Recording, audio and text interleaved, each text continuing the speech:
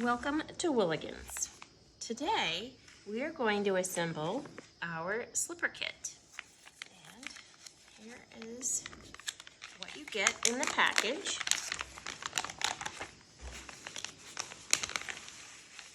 A pair of outsoles, your needle and thread, and the uppers, and instructions with tutorials for different types of stitches and how to assemble. Quick QR code there for you, and walks you through every step on how to make an adorable pair of slippers. So we're going to talk about a little bit right here are the parts. This is called the upper. It's the part that lays over your foot, and it doesn't matter which one you put on the left or the right. It really doesn't. They're the same shape. So you decide how you want your slipper to look, or like this. And then the other parts that are included in the kit are 2 outsoles with a silicone tread to kind of help keep you from sliding. And the other piece of information that's pretty important is this little dot right here that lets you know where to begin. And it is located on the medial side of the foot, which is the inside of the foot. Think medium. And this is the lateral side of the foot on the outside. Okay, so here we go. We have our needle and thread, and you know what is really nice? All of these holes are pre-punched, perfectly spaced for the most beautiful stitch spacing ever. You can't mess it up. All right. And to measure your thread, you're going to need a pair of scissors because you need to cut your thread. You need to, well, there we go. Measure for the first slipper. I'm going to set one aside right now. We're going to come back to it. You're going to measure about 10 generous lengths of the sole. So 1, 2, 3, 4, 5, 6, 7, 8, 9, 10. All right, we're going to set that aside. Set our scissors aside. We'll take our needle. Here we go. Thread it. You're going to have a fairly long piece of thread here on your needle, and it is a little challenging at first, but trust me, once you get beyond the first couple of stitches, it is much easier. It'll go quickly. Okay, where it says start here, there's a black dot. You're going to come up through the bottom. You see? Just like this. Come up through the bottom, and you're going to leave about 3 inches or so as a tail. I'm gonna leave about that much. Can you see? And then you're going to take your upper. And you, like I said, you decide whether you want the black, whatever the motif is, whichever one you want on the inside or the outside. So for this one, actually, you know what? I think, yeah, we'll do with the black triangles on the outside, diamonds on the outside. This argyle pattern is something that I just came up with yesterday, believe it or not. And I was reading that argyle is trending for this fall. So here we are. This is our argyle print. Isn't that fun? Okay, so you come up through the first hole on the upper, just like this, okay? And give it a slight tug, not too much, because you'll pull out your thread from behind. And so you want to kind of hold it in place with your hands, just like this, hold it. And then you're going to go down through the second hole of the upper, just like that, down through the second hole of the upper. You're going to pull your thread through. It's going to take a little bit. And this thread is wax thread, so it does like to get hung up a little bit on everything at first until you get going. And Once you do that, I kind of give it a little bit of tug both ways.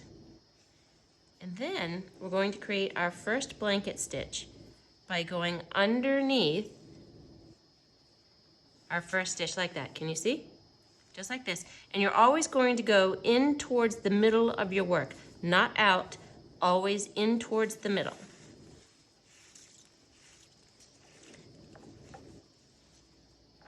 There we are, and I give both ends a nice little tug like that. You want these to be fairly tight stitches, and we're going to create a little bit of a texture. I'm going to show with you after I do a few.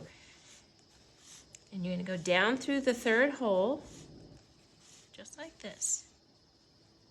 So you see, we've created one blanket stitch and half of another, and then we're going to go underneath and through.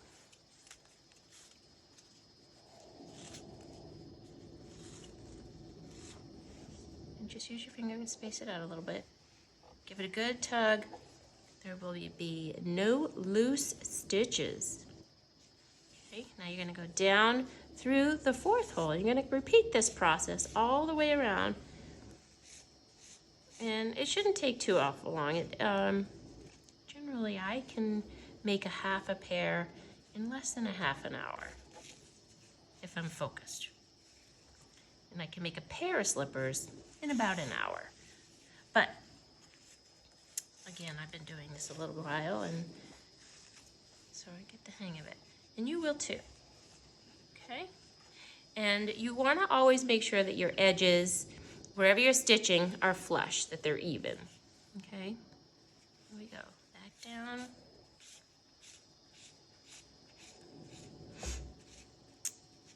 Just like this. And we're going to go underneath that stitch.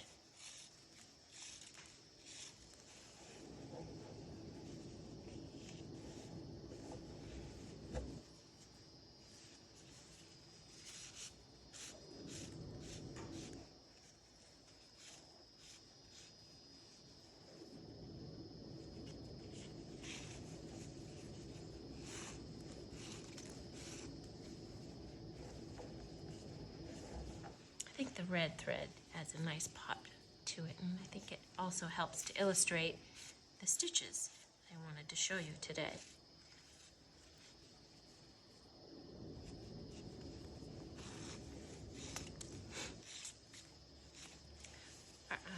These Wooligan kits are quite perfect to take on the road, to travel with, if you're ever looking to reduce your screen time.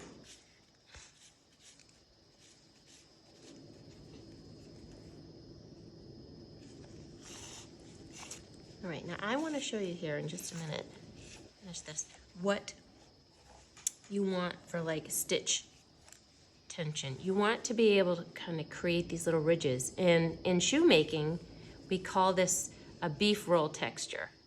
When you wrap the thread tightly around the material, it kind of creates these little ridges. That's how tight you want your stitches to look. You see that? The other thing that's very, very important is that you make sure that you do not skip a hole. It'll become obvious if you do, and you'll have to undo it and start over. So just double check every now and then to make sure that you haven't missed anything.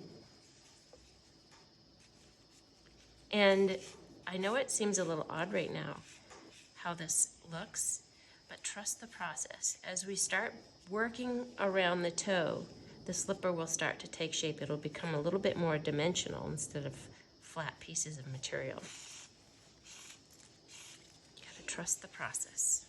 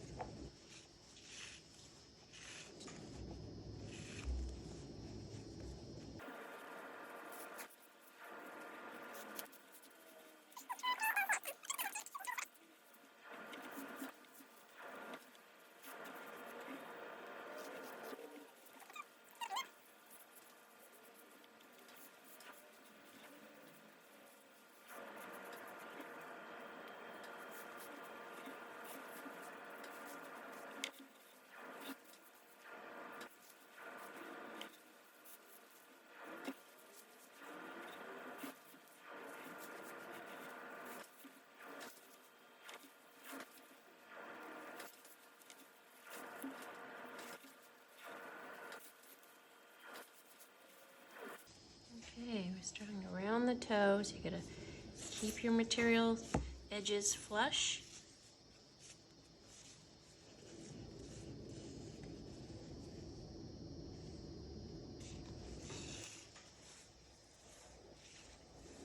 I'm gonna bring it down like this. Once we get around the toe, you'll start to see how the slipper is taking shape.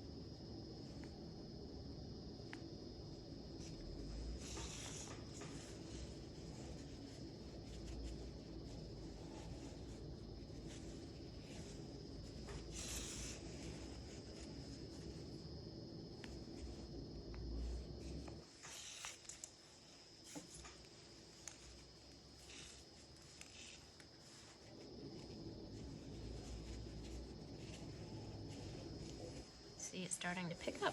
It's starting to look like a slipper, isn't it?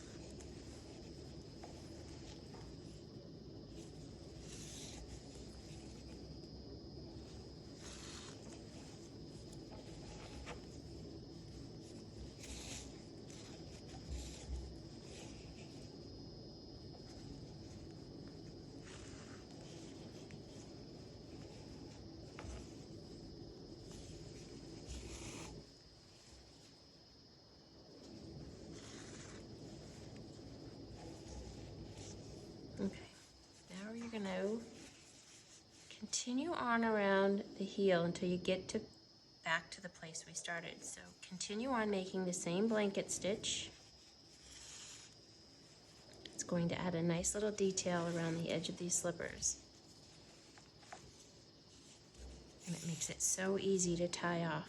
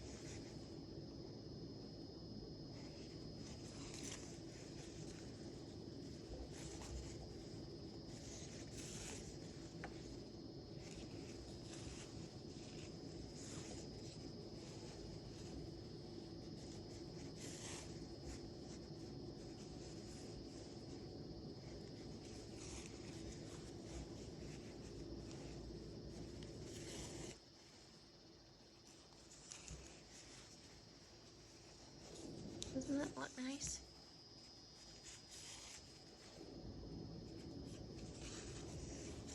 You can use any type of stitch you want. I just prefer the blanket stitch.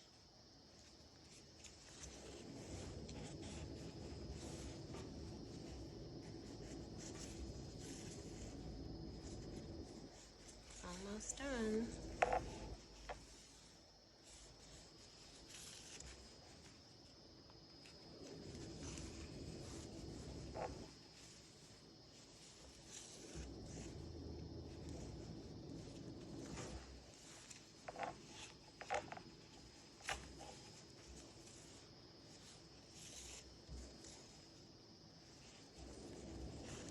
Okay, we're getting near the end, or the beginning, I guess. And I have just a couple of more holes that do not have a stitch in it, so we're gonna finish up those 2 holes. And then we're gonna finish it off. So, here we go. You're going to, kind of firm up your original tail. Give that a nice tug to bring it back into place. And then you're going to go back down the first hole that you started and out through the bottom. And you're going to make one last blanket stitch right there. Okay, you're gonna kind of catch the tail of that upper, kind of give it a nice tug. And then you're gonna go back down that hole for the 3rd and final time. There we go. And then out on the bottom, you have your ends, and you're going to tie a nice, snug double knot. Just like that.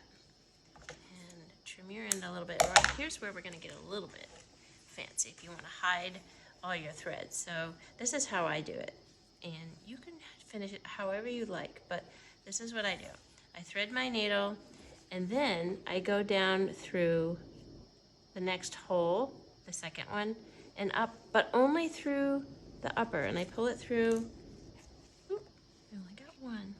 Let's try that again. Pull both threads up through there. Okay, and not through the upper, but just on the inside. Kind of give them a nice little snug, and pull off your little sticker because you don't need that anymore. And then cut it, and there you go. We have a brand new pair of slippers. Look at how lovely that looks. You stand by. I'm going to make the other pair, and I'll show you what your Wooligans should look like. Okay? A finished pair of Wooligan slippers. How adorable are these? Easy to make, so much fun. Let me know what you think.